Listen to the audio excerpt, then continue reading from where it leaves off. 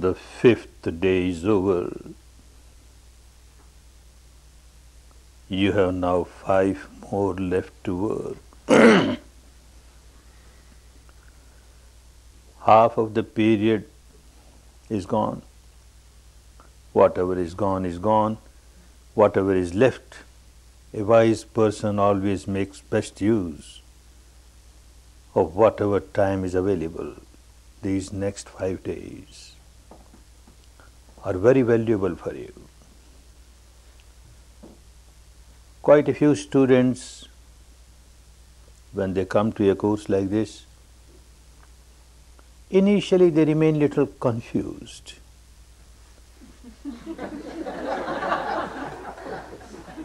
Because always one has some concept of meditation. Meditation should be like this, verbalization, visualization, imagination, contemplation. And look, nothing is there. We are just asked to observe respiration, now this sensation. What we are doing? Some confusion is there. But one day after the other, partly by listening to these evening talks, Dhamma talks, partly you are questioning the assistant teachers and their answers, but mostly because of your own practice. By practice you start realizing that there is something sensible in it. Not that all the confusion goes away, but at least by the time one reaches the 5th day, one feels like giving a fair trial to the technique, although everything looks quite new. We have never heard a meditation of this type, but let us give a fair trial and let us work. And we have found most of the students, after 5 days, they start working very seriously. Work very seriously. As the technique wants you to work, understanding it properly, what you are doing and why you are doing so. This is not a rite or a ritual or a religious ceremony, making round from the top of the head to the tips of the toes.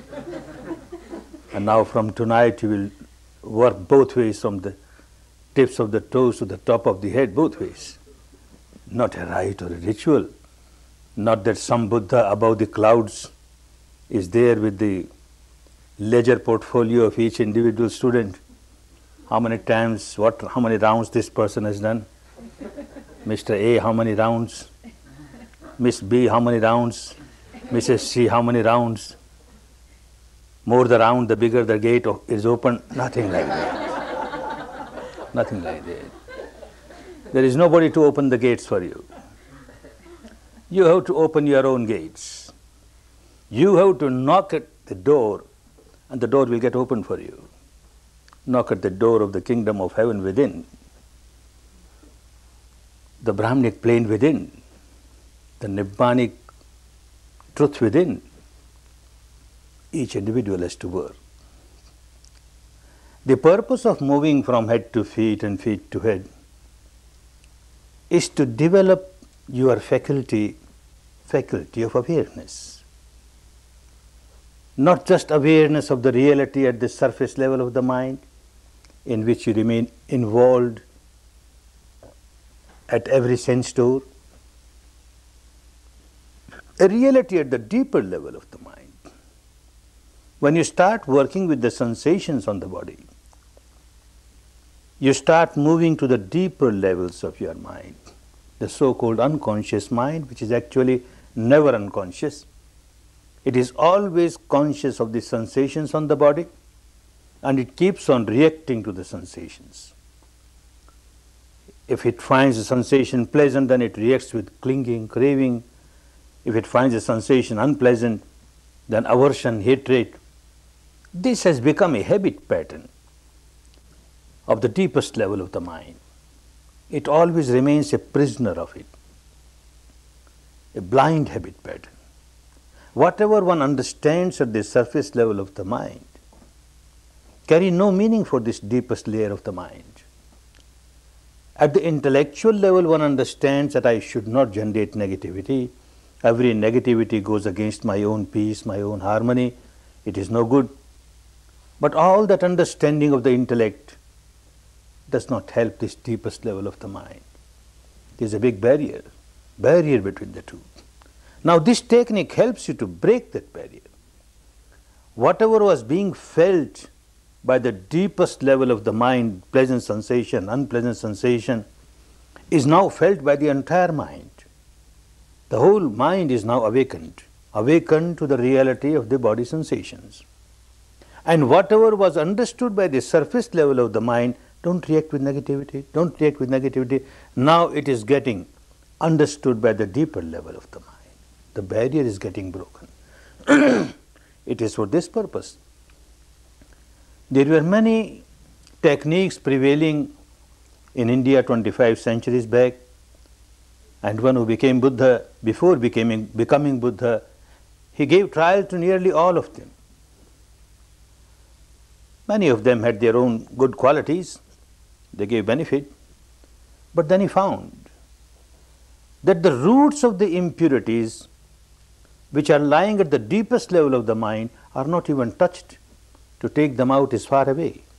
He called them Anushaya Klesha. Klesha means impurities, Kilesha means misery. Anushaya means sleeping misery, sleeping impurities. They are like sleeping volcanoes. The roots are there and they keep growing. And in time there will be a volcanic eruption and one gets overpowered, overwhelmed. One is not liberated. You realize that unless these roots are taken out totally, I don't call myself a liberated person. And he discovered this. Work with the body sensations. You started with respiration because respiration takes you progressively towards the awareness of the body sensation. Body sensation is so important. And as you proceed on the path, it will become clearer and clearer why these body sensations. You are training the deeper level of your mind not to react. And it never reacts to outside object. The deeper level of the mind has nothing to do what you heard or what you have seen or what you have smelt or what you have tasted or what you have touched or what you have thought, nothing doing. This deepest layer of the mind is constantly in touch with the body sensation.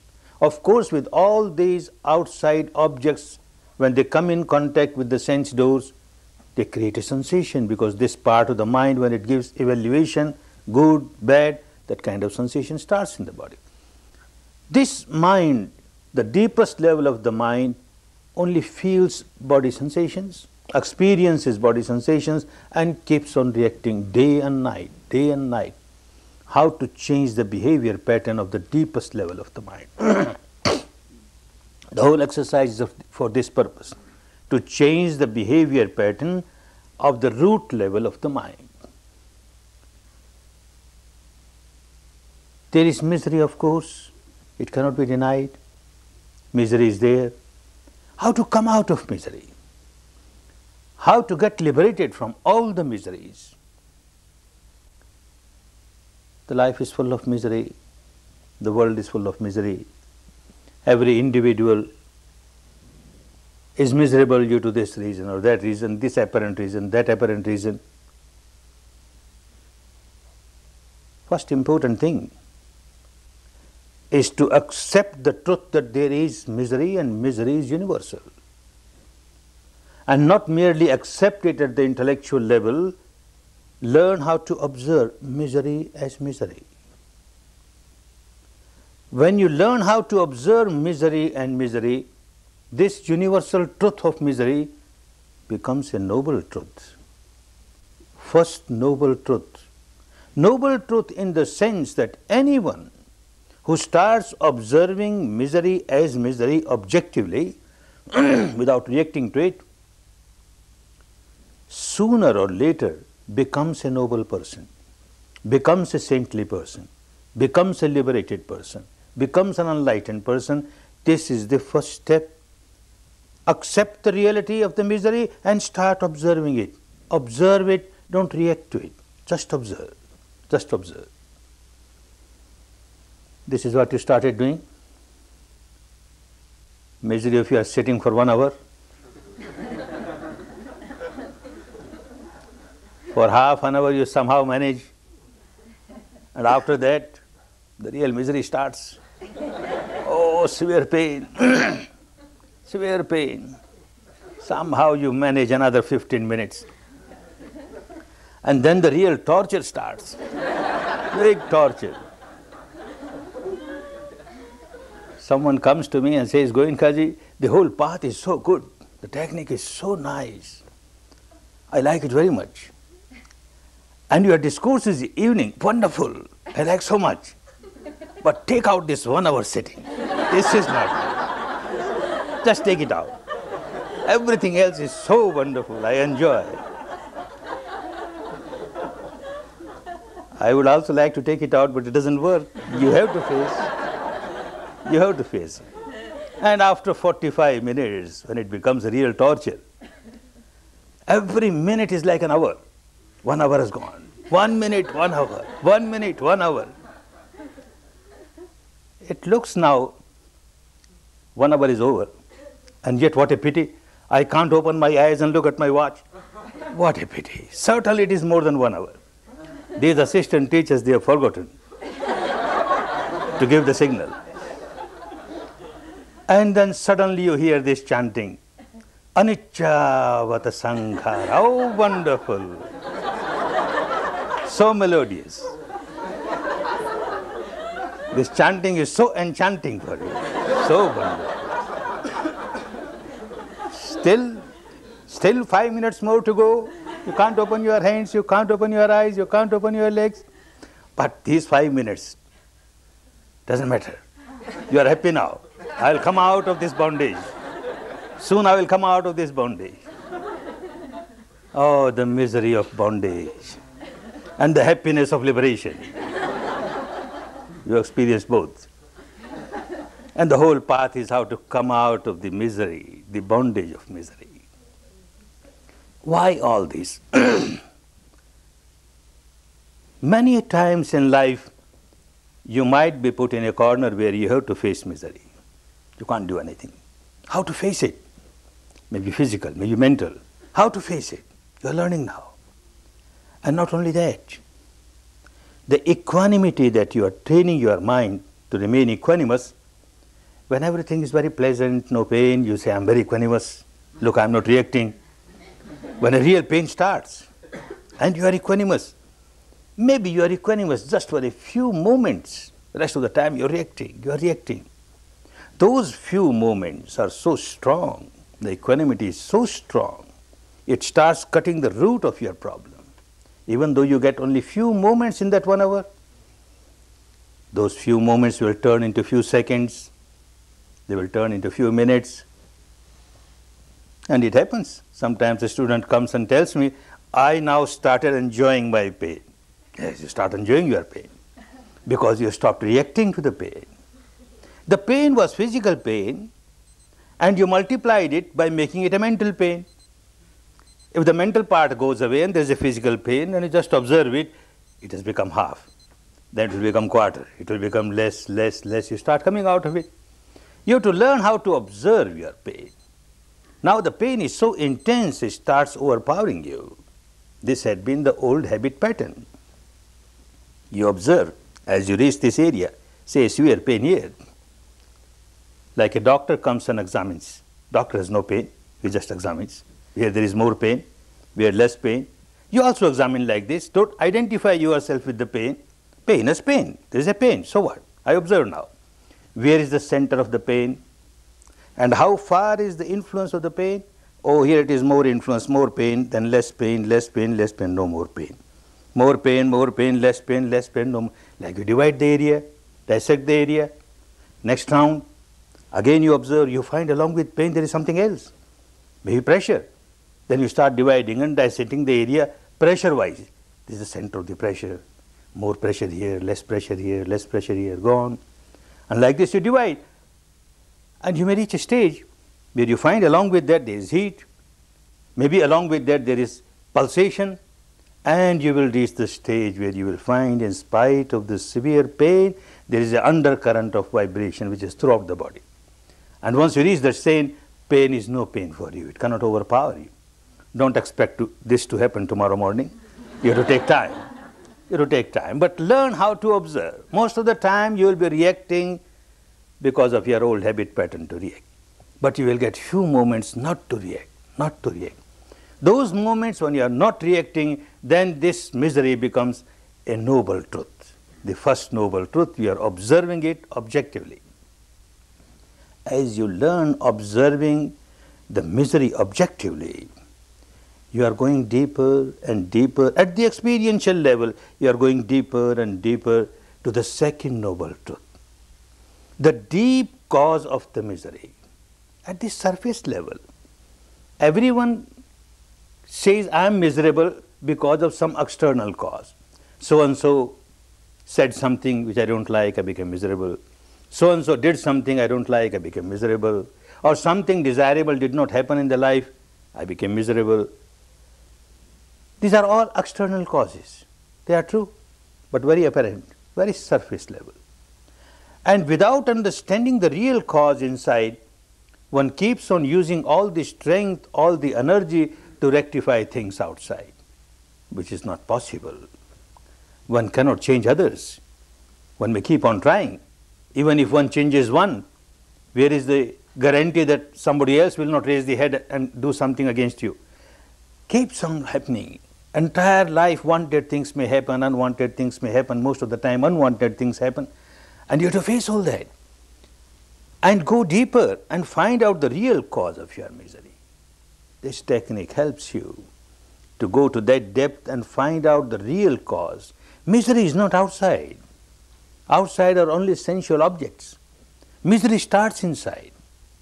And when misery starts inside, there must be some cause inside which makes one miserable. And that, as you go deeper, deeper, deeper, you start understanding it, not just because of these discourses, not because you read some scriptures or books or you intellectualize the reality, nothing doing. With your own experience, you start understanding this is the deep-rooted cause of my misery. And you start observing the deep-rooted cause.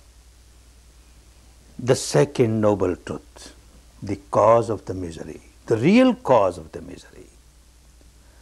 When these two are realized, the work becomes easy. Like someone is sick and a doctor comes, the first important duty of the doctor is to find out what the disease is. The doctor who cannot find out what the disease is cannot cure the patient. First important thing, what the disease is. And the second important thing, what is the deepest cause of this disease? Not just symptoms of the surface. If the doctor keeps on dealing with the symptoms at the surface level, this doctor can never cure the disease. One has to go to the depth.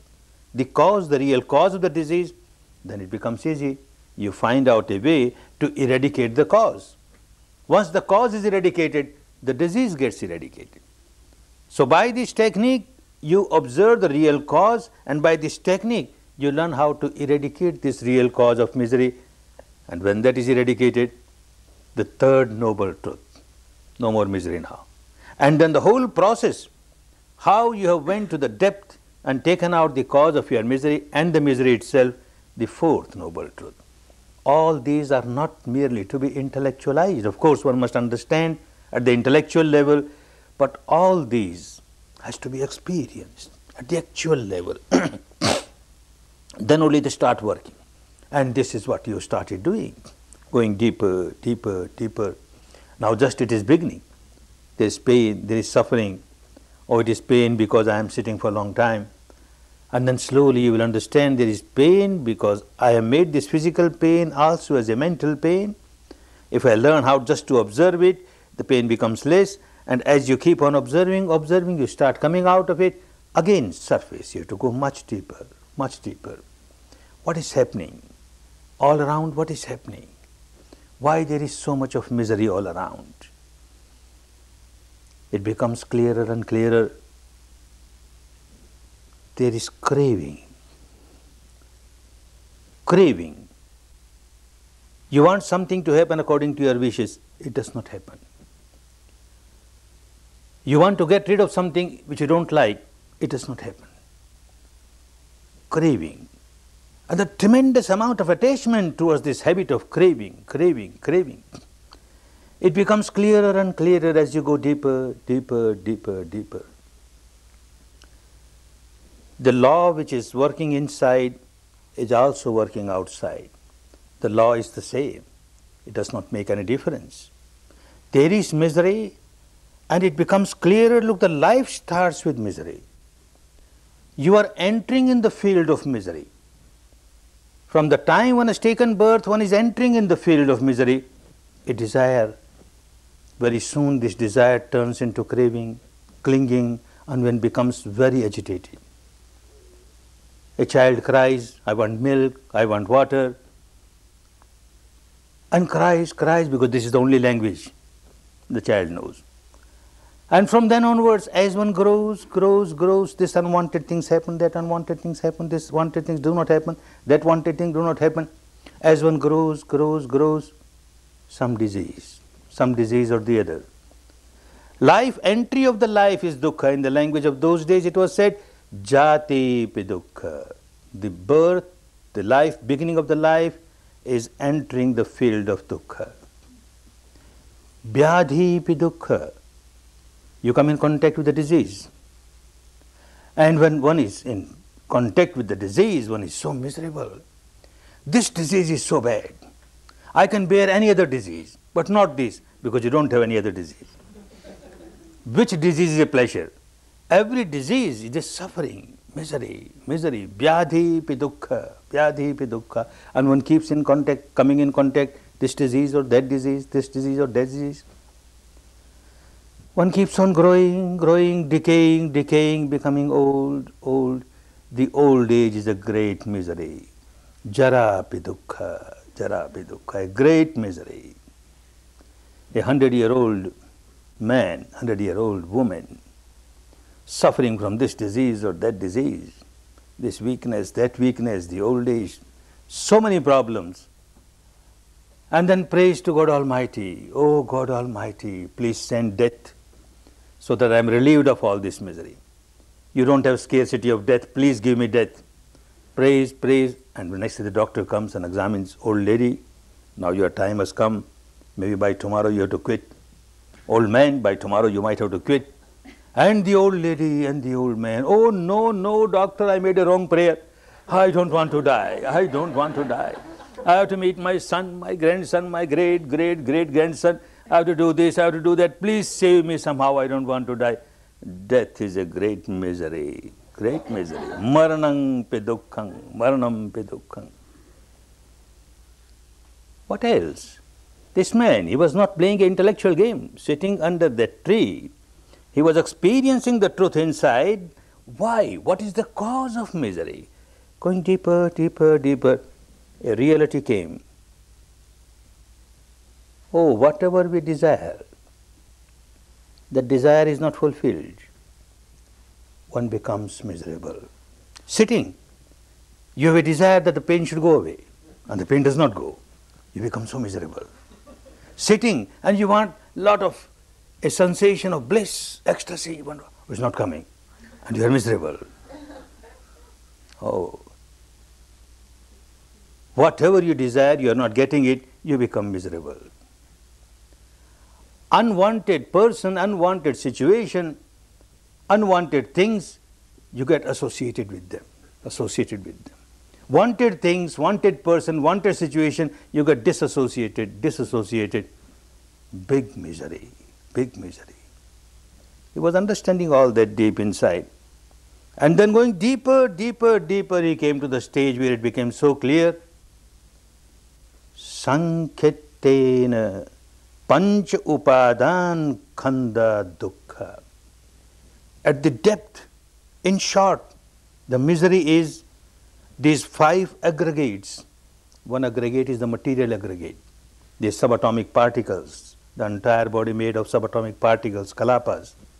And 4 other aggregates, mental aggregates, cognizing part of the mind, recognizing part of the mind, feeling part of the mind, and reacting part of the mind.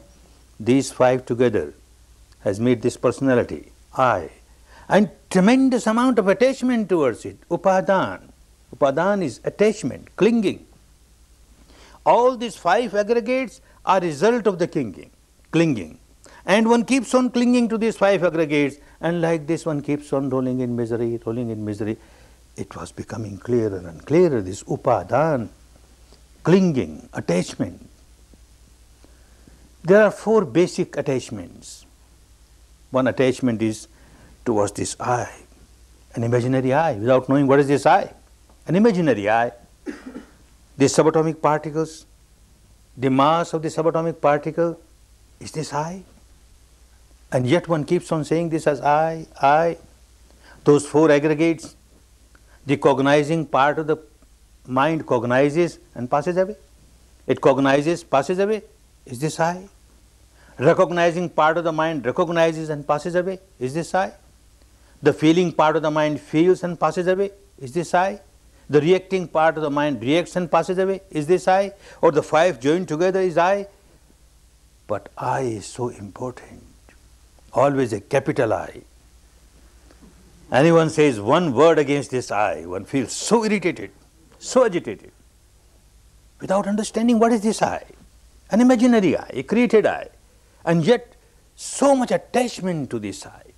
Someone does one work against this I, and again one feels so irritated, so agitated, so unhappy. I. Tremendous amount of attachment towards this I brings nothing but misery, nothing but misery. Then this fear, this circle of I starts spreading. What you call mind. Mind comes in this circle. And then you have attachment towards this mind. And tremendous amount of attachment towards this mind. Oh, this my watch, wonderful watch, such a valuable watch. One of the students brought from the foreign countries and offered me, wonderful watch, such a valuable watch.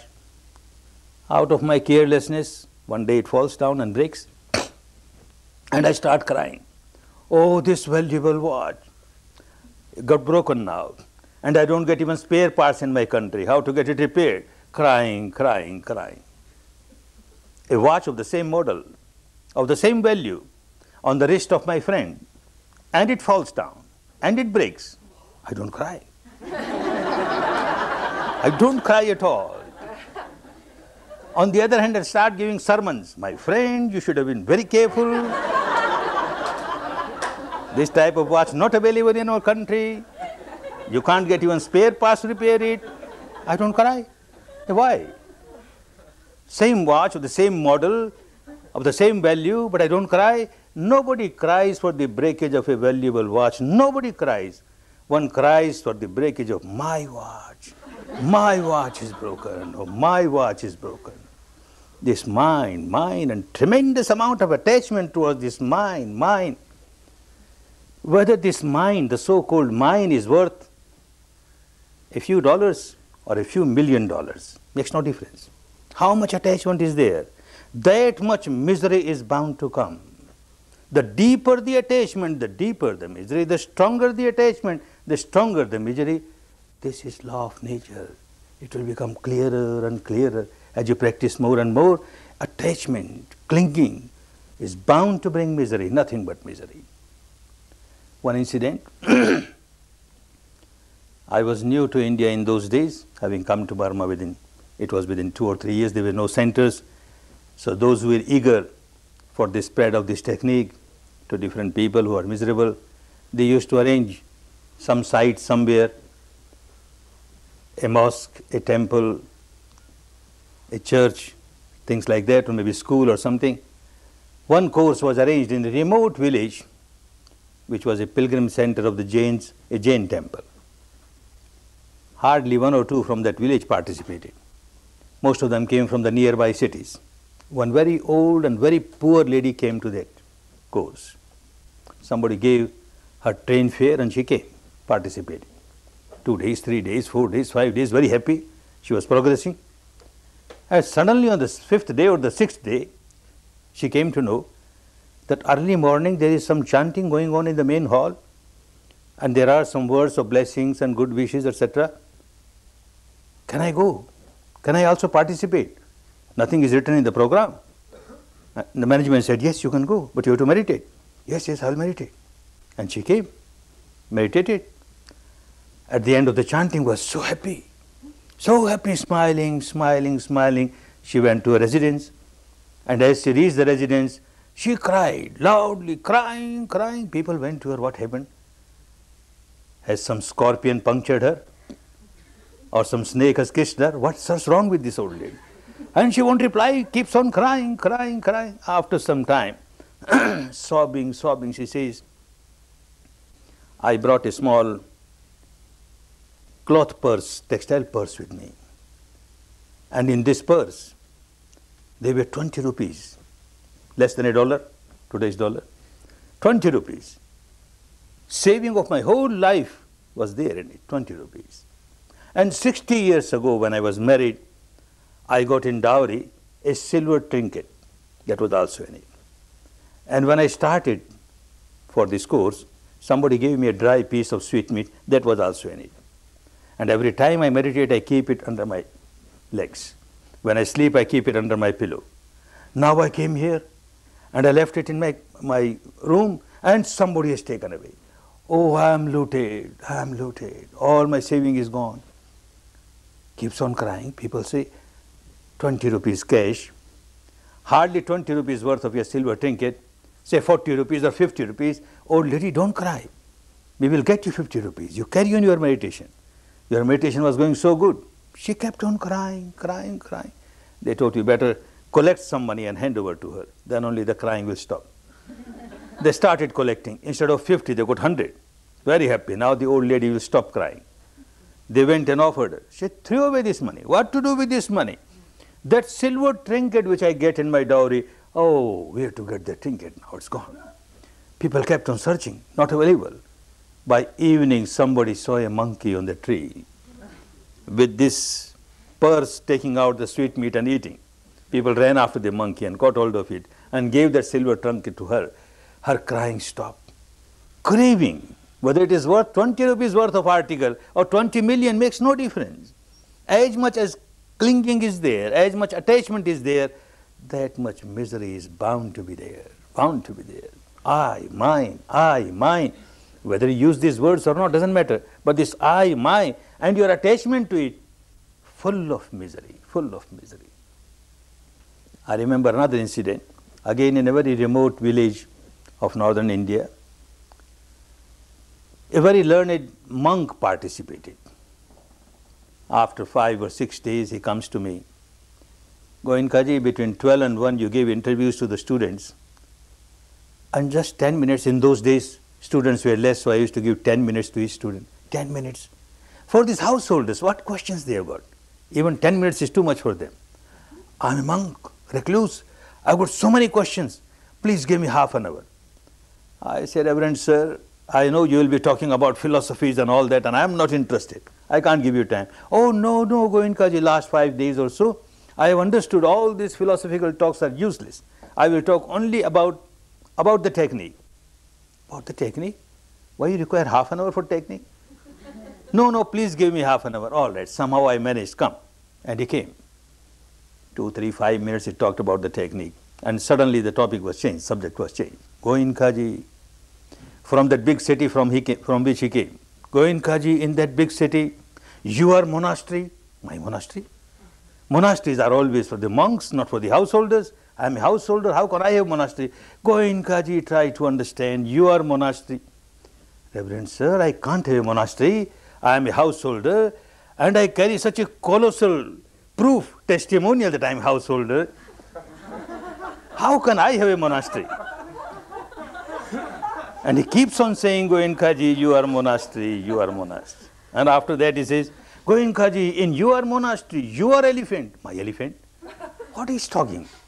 And then suddenly it clicked in my mind. This is India, a wonderful country, a vast country, having so many traditions. There is a tradition, some people have a strong belief that throughout the life, we don't use this dirty word I and mine. We don't use. Whenever I have to say I will say you. Whenever I have to say mine, I will say your. Ah, now I understand.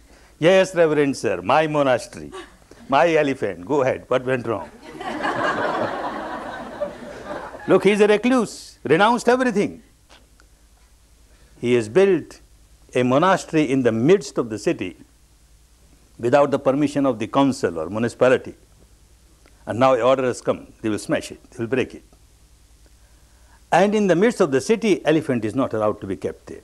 So order has come to take it out. And from somewhere he learned that the Lord Mayor of the municipality of that city had been to Burma and had stayed with me as my guest. So Goenkaji, just a few words from you and your monastery will be saved.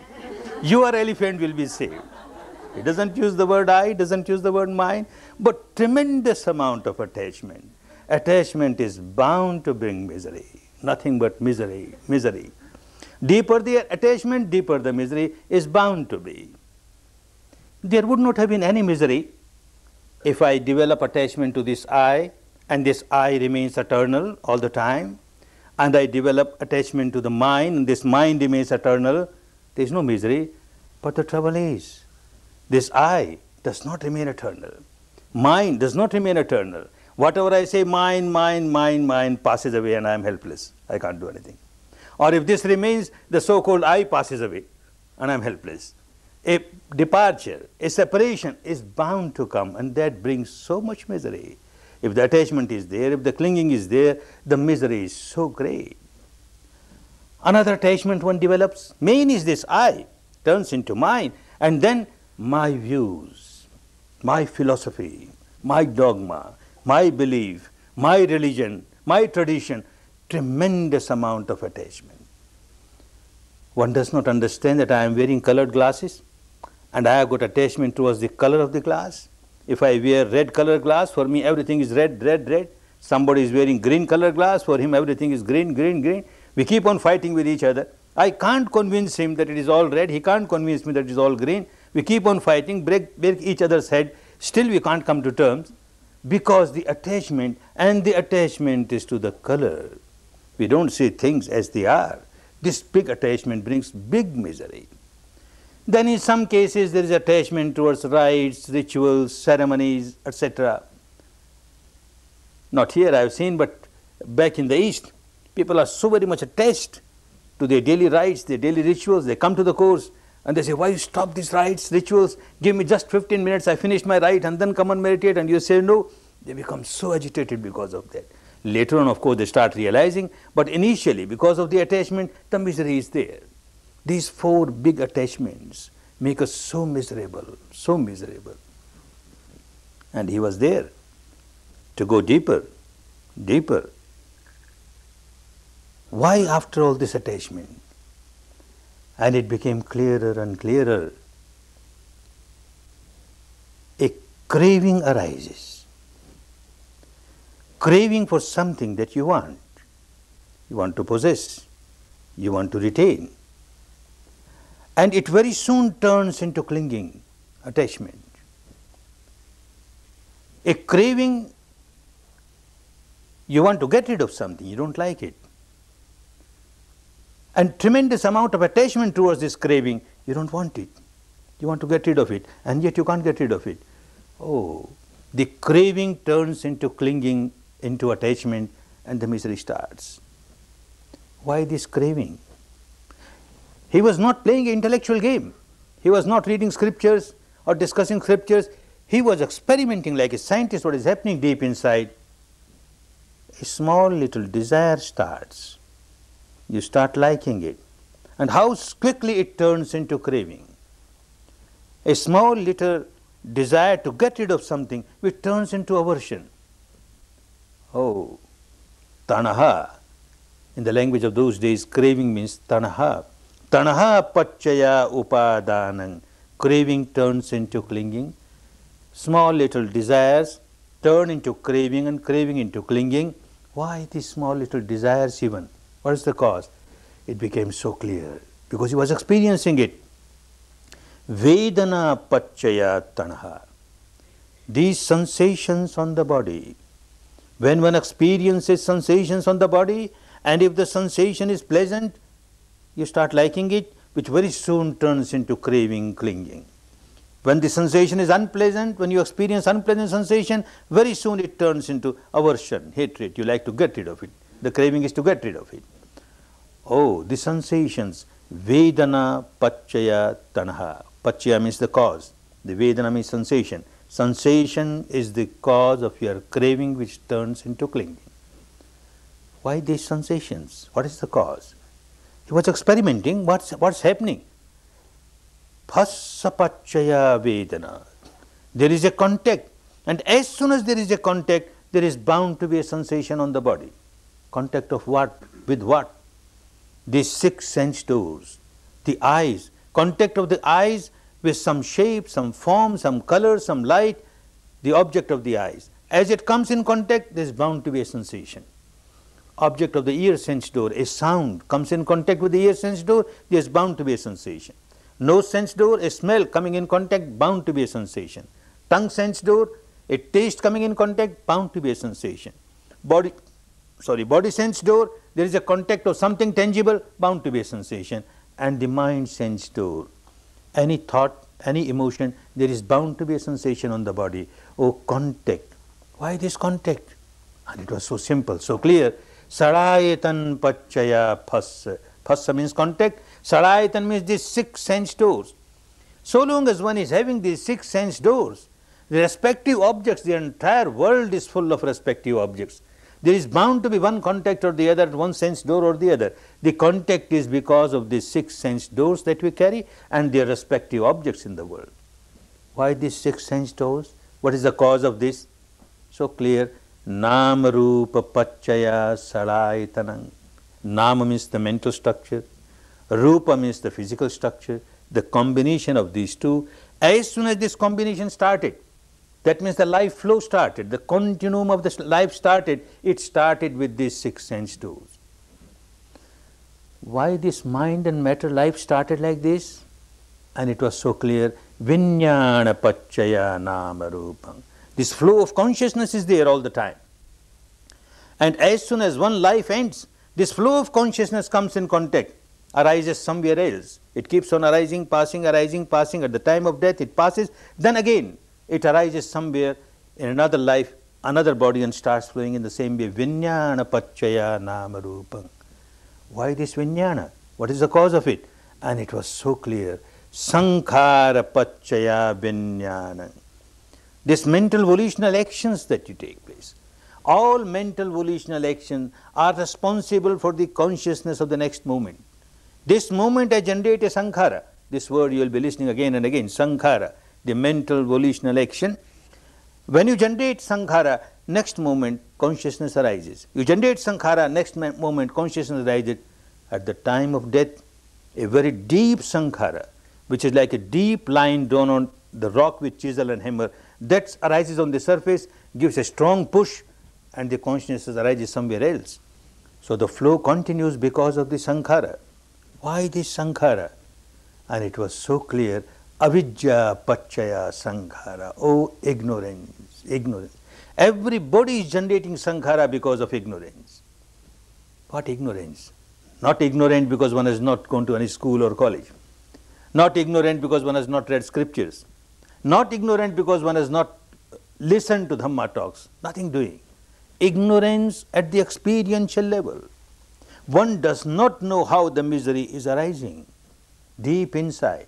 How there are sensations everywhere, and how pleasant sensation one reacts with the sankhara of craving, how unpleasant sensation one keeps on reacting with the sankhara of aversion. This whole process continues deep inside, and one at the surface level doesn't know anything what is happening. And this process of multiplication, generating misery, multiplying misery, generating sankhara, multiplying sankhara. Oh, ignorance, ignorance. The whole chain became so clear. Every link was so clear. Avidya Pachaya Sankhara. Because of ignorance one generates sankhara. Sankhara Pachaya Vinyana. Because of sankhara there is vinyana, the consciousness. Vinyana Pachaya Nama Rupam. Because of the consciousness a new life in mind and matter starts. Nama Rupa Pachaya Sarayatanam. With this mind and matter 6 sense doors are there. Saraitan Pachaya Phassa, because of that the contact is there. And Phassa Pachaya Vedana, and because of the contact a sensation is there. And Vedana Pachaya Tanaha, and because of the sensation a craving is there. Vedana pachaya tanaha, tanaha pachaya upadanam, and this craving turns into clinging, into deep attachment, upadan pachaya bhava. And because of this deep attachment to the craving, the process of bhava, bhava means flow of life, the flow of life keeps on flowing, it gets all the strength. Every time one comes to the end of the life, this bhava, the sankhara which is so deep is called bhava sankhara, which is responsible to give a new life. So the process of becoming continues. It does not stop at the end of the life, it continues. Bhav pachaya jati, and because of this process of becoming, even after death, a new life starts. Jati, again a life, a birth comes. And when the birth comes, jati pachaya jara, maranam, shok, paridev, dukh, dhumanasupayasa sambhavanti. Whenever a life starts, it has to pass through all these miseries. Miseries of old age, misery of disease, misery of death, misery of wanted things not happening, unwanted things happening, all kinds of physical and mental miseries one has to pass because the birth has started. It became so clear, the whole process became so clear, which can become clear with anybody who goes deeper, getting rid of the ignorance, understanding the truth at the experiential level. Now it was clear how this process of misery, how it starts, how it keeps on multiplying, how to get rid of it, how to come out of it, how to break this chain, this link, this chain full of links. Which link has to be broken? Where the chain has to be broken? A life has started already with nama and rupa, that means mind and matter, the flow has started. What to do? Shall I commit suicide? And the problem gets solved? Oh no, it does not get solved. One does not come out of misery. When one is committing suicide, what is the volition of the mind at that time? What is the condition of the mind? Full of agony. The last mind of the life is full of agony. It will produce nothing but a new life full of agony. The next mind is full of agony because it is the product of the last mind of this life. Suicide does not solve any problem. One cannot come out of misery by suicide. Then, when the nama and rupa is there, mind and matter is there, the life is flowing, then these 6 sense doors, I better destroy them. The eyes, the ears, the nose, the tongue, all right, and then body, and then mind. Again it will be suicide. How to destroy them? Then all the respective objects around the world, destroy them. Impossible. How can I destroy all that? When these 6 doors are there and the respective objects are there, contact is bound to be there. You can't run away from that. And when the contact is there, the Vedana, the feeling, the sensation is bound to be there. You can't get rid of it. And here the wisdom arose. This is the place where I can use an axe and cut the link here. The Vedana is bound to come. So long as one is alive, things keep on getting in contact. This door, that door, at least the mind and matter keep on getting in contact every moment. And there is a sensation. There is a sensation. With sensation, because of ignorance, because of avidya, with sensation, tanaha arises, craving arises, aversion arises. Now, one has to turn the whole thing, sensation will be there, but with sensation, wisdom will arise. The reality, the characteristic. Oh, what is sensation? This is not eternal, this is not permanent, it has a reason to pass away. Look, let me observe how long it lasts. And yes, it arises, it passes away. It arises, it passes away. However unpleasant a sensation may be, it is bound to pass away. However pleasant a sensation may be, it is bound to pass away. No purpose is served to react. What is the purpose of reacting to something which is by nature passing away? There is no meaning. There is no purpose is served, no sense in that. It becomes clearer and clearer. Oh, coming to the stage where the sensations are being experienced and not reacting to the sensations will turn the whole process of the multiplication of misery, and the process of liberation starts. He found out the sensation as an important point from where a sort of junction, from where 2 roads start. One road is, he said, dukkha samudaya gamini patipada. a road which is full of misery. You generate misery, you keep on generating misery, because with sensation you keep on reacting. Every moment you are experiencing sensation, every moment you are reacting. So it is a process of multiplication of misery, multiplication of misery. And this very junction, this very point of your sensation on the body can take you to the road, which is the road of liberation. Nirodhagamini, dukkha nirodhagamini patipada. All your misery will get eradicated, because now when you experience the sensation, you don't react. You just understand anicca, anicca, oh impermanent, oh impermanent. This is what you have started doing. First important thing is that you have to be aware of the sensations. And when you are aware of the sensations, not to react. Every sensation should turn into panya, that means vidya.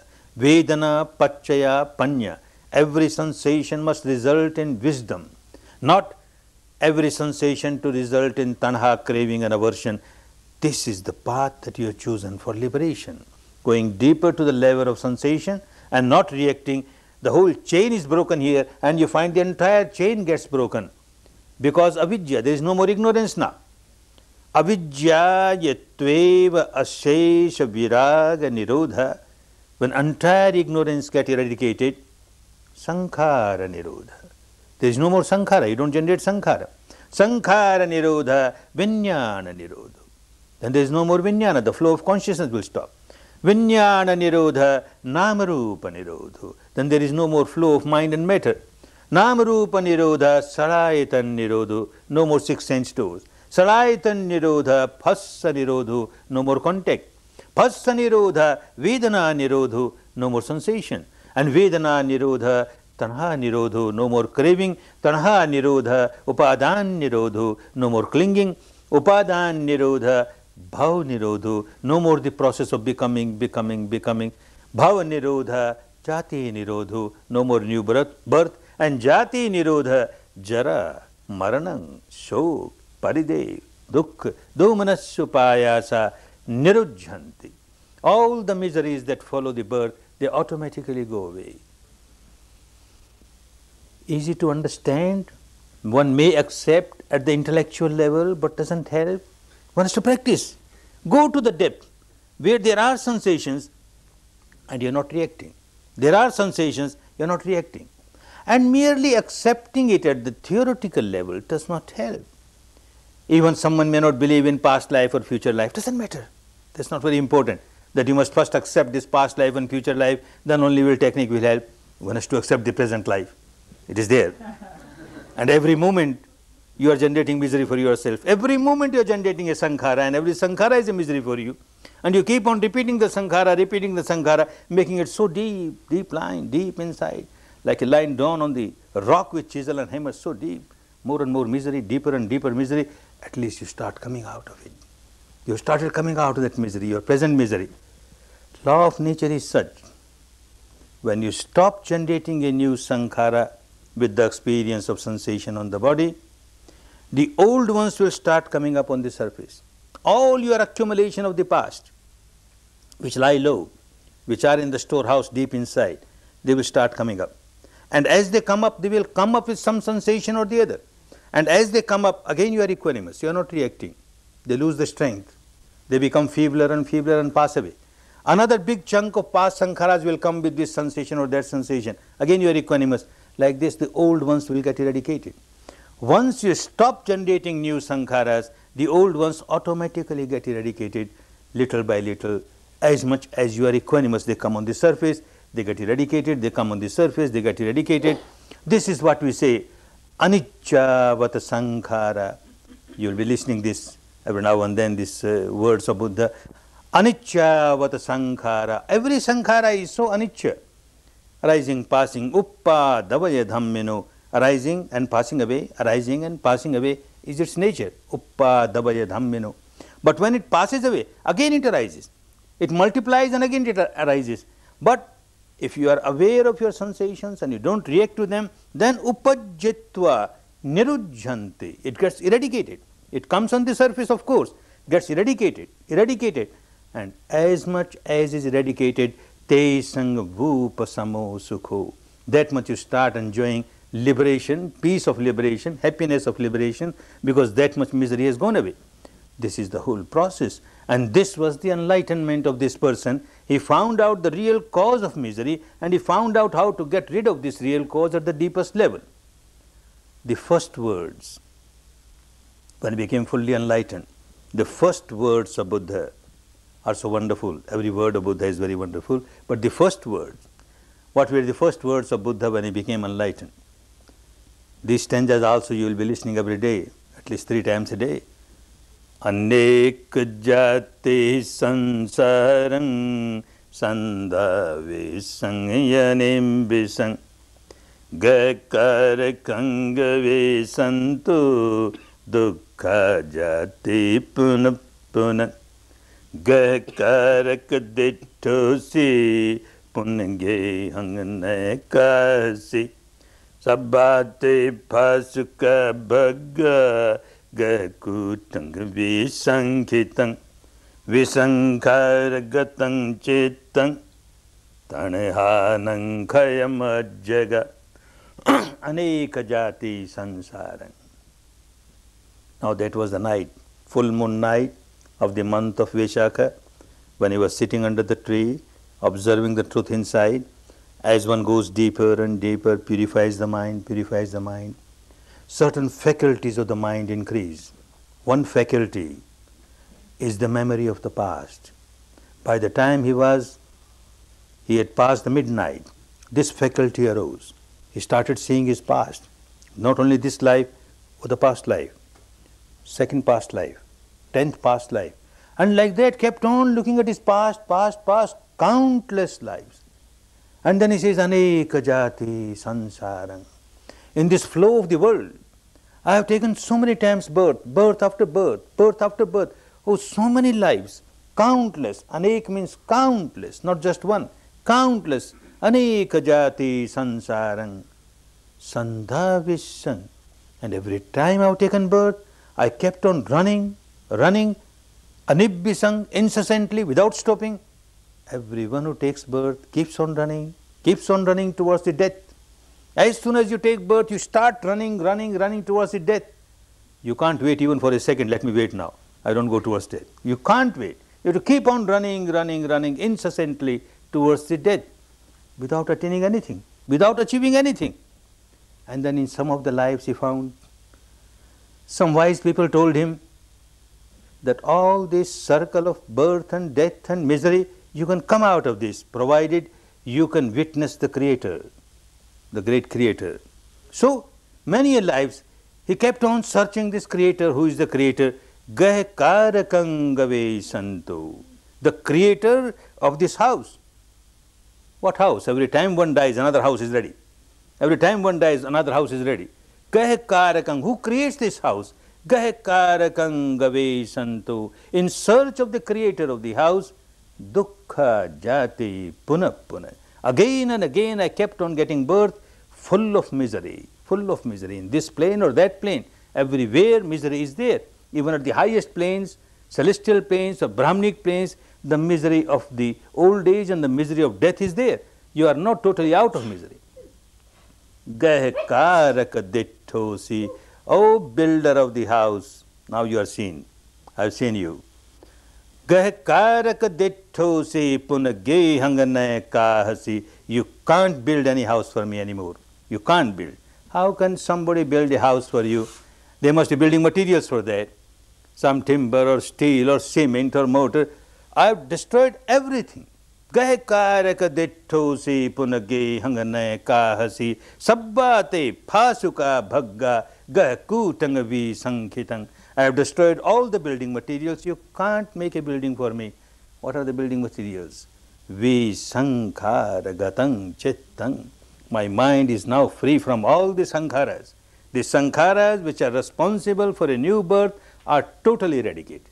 Visankaragatam chittang tanahanang khayamajjaga. And the craving is rooted out. There is no trace of craving left. So no more new sankharas. Old sankharas are all eradicated, and I can't generate new sankhara now. That is the stage of full liberation.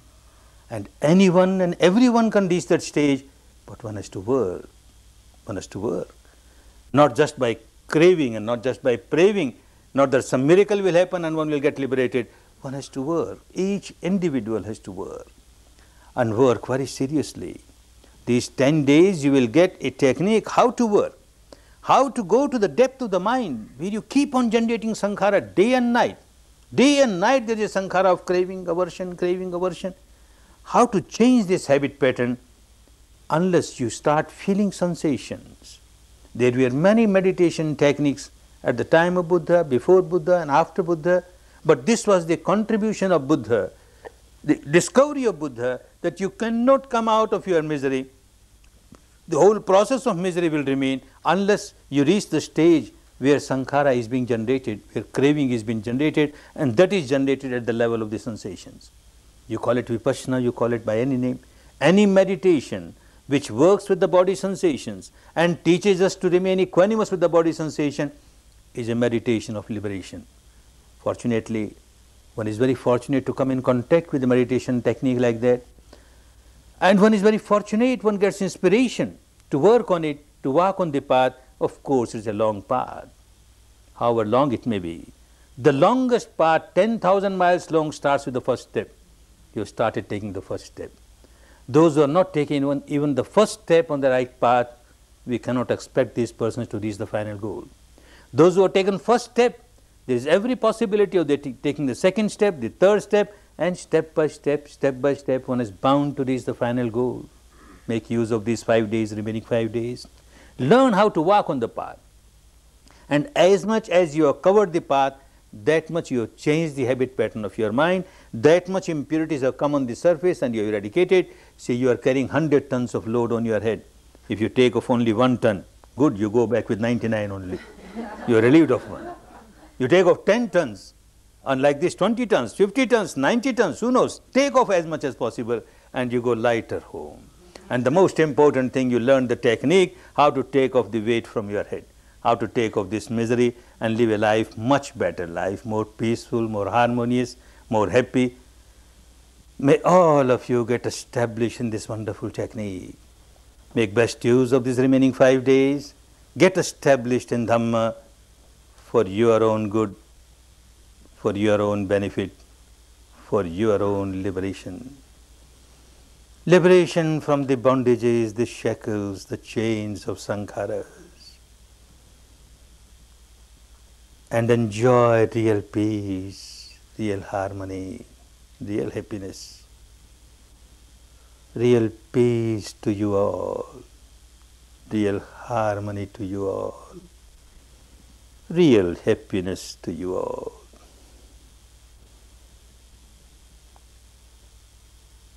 Bhavat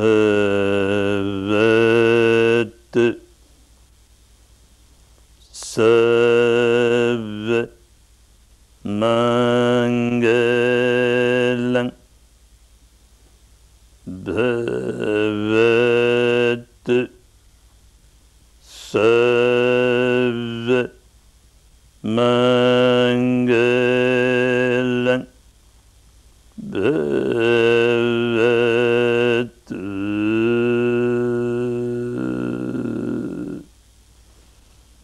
Sarva Mangalam.